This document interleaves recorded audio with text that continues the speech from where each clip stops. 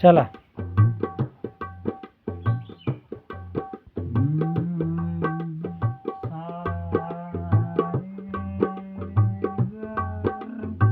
पहले हम बोल के ना बोला। सरगम कैसे बजाएं, सरगम को कैसे सीखें हारमोनियम पे और लय के साथ में।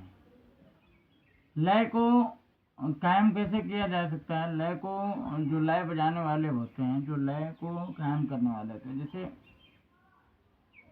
जैसे में एक वादक होता है तो जो लय का जो कमजोरी होता है तो वादक के अंदर पड़ा जाता है, और गायक के अंदर तो मान के चलो गायक के अंदर वादक की जब तक सही नहीं मिलेगा आपको तब तक आप गायकी करेंगे कहाँ से।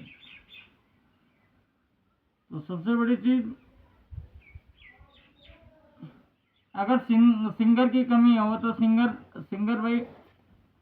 सिंगर को वादक दबाता है, वादक को सिंगर नहीं दबाता है, सिंगर को वादक दबाता है। तो आज मैं आपको लेके आया हूँ दीपचंदी में लग्गी लड़ी कौन कौन सा लगाएं, कौन सा ऐसा लग्गी लड़ी लगाएं कि ताकि मेरा दीपचंदी एकदम शुद्ध दिखे। तो मैं आपको दीपचंदी बजा के सुनाने वाला हूँ, तो सुनिए दीपचंदी।